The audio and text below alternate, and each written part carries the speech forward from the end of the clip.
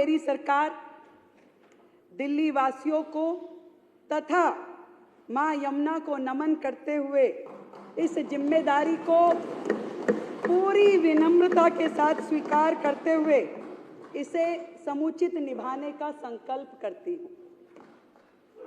हमारा यह बजट बाबा साहब के समता, पंडित दीनदयाल उपाध्याय के अंत्योदय, महात्मा गांधी के सर्वोदय और हमारे देश के यशस्वी प्रधानमंत्री श्री नरेंद्र मोदी जी के सबका साथ, सबका विकास, सबका विश्वास और सबका प्रयास, इन सिद्धांतों पे आधारित है। अध्यक्ष महोदय, मुझे यह बताते हुए अत्यंत दुख होता है कि पिछले 10 सालों में विकास के हर पैमाने पे दिल्ली फिसलती गई, लगातार फिसलती गई। जर्जर सड़कें, दूषित यमुना, सीवर ओवरफ्लो, स्वास्थ्य सुविधाओं की दयनीय स्थिति, वायु प्रदूषण के कारण से ये समझ में आता है कि पिछली सरकार के शासन और नीतियां जो थी उसके कारण से दिल्ली की जनता कितनी त्रस्त रही। पिछली सरकार ने दिल्ली की अर्थव्यवस्था को दीमक की तरह खोखला किया, दीमक की तरह। और दिल्ली जल बोर्ड घाटे में, डीटीसी घाटे में, दलितों के उत्थान के लिए बनाया गया कॉर्पोरेशन घाटे में, झुग्गी के विकास के लिए काम करने वाला ड्यूसिप पूरी तरह ठप, गंदा पानी, बहता सीवर, ये दिल्ली की पहचान बन चुकी थी।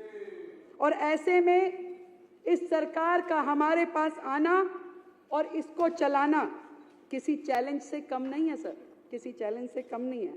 फिर भी मैं इन 2 लाइनों के माध्यम से सरकार की मंशा आपको बताना चाहती हूं कि यकीन हो तो कोई रास्ता निकलता है, यकीन हो तो कोई रास्ता निकलता है, हवा की ओट लेकर भी दिया जलता है।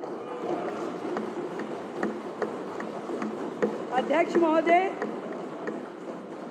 मैं आपके माध्यम से पूरी दिल्ली की जनता को यह बताना चाहती हूं कि पिछली सरकार के राज्य में,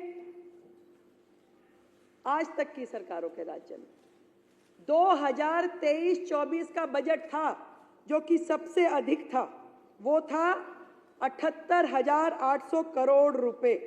कागजों पे था, हुआ कुछ नहीं था, कागजों पे था पर था।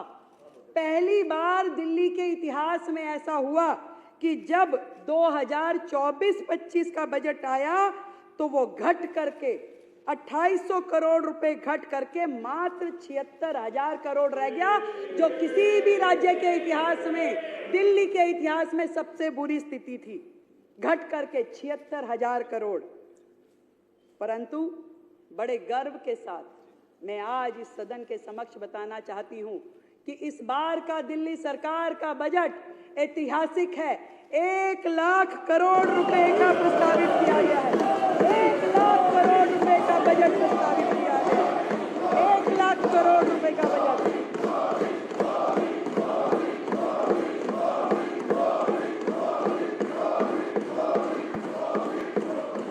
जो कि ना केवल दिल्ली के इतिहास में बल्कि देश में इतनी तरक्की करने वाला, जो कि 31.5% अधिक है, पिछले साल की तुलना में अभूतपूर्व और ऐतिहासिक बजट है। अध्यक्ष महोदय, जहां साल दर साल बजट बढ़ने की बजाय घटा, जहां जीडीपी की दर पूरे देश की तुलना में कम रही, राष्ट्रीय स्तर की अपेक्षा दिल्ली की प्रति व्यक्ति आय की जो गति पूरे देश में है उससे कम गति से बढ़ी।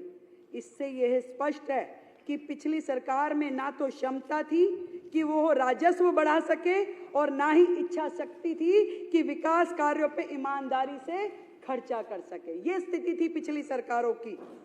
और दिल्ली की वर्तमान स्थिति में यह स्पष्ट दिखाई देता है कि बुनियादी ढांचा, और नागरिक सुविधाएं पूरी तरीके से ध्वस्त है, पूरी तरीके से ध्वस्त है। यही नहीं, ये आंकड़े पूरे तरीके से फाइनेंशियल मिसमैनेजमेंट का स्पष्ट परिणाम है, स्पष्ट कि किस तरीके से दिल्ली की जनता को धोखा दिया गया। यहां यह कहना भी उचित होगा कि सरकारी आय इसलिए घटी क्योंकि जो राजस्व सरकार को मिलना चाहिए था वह शराब माफिया, जल बोर्ड, पीडब्ल्यूडी के ठेकेदारों के माध्यम से पिछली सरकार से जुड़े हुए संबंधित लोगों को मिल रहा था, सरकार के खजाने में नहीं आ रहा था। इसलिए दिल्ली पिछड़ती गई। पर अब भ्रष्टाचार, कुप्रबंधन एवं अक्षमता के दिन, आपदा सरकार के दिन चले गए हैं।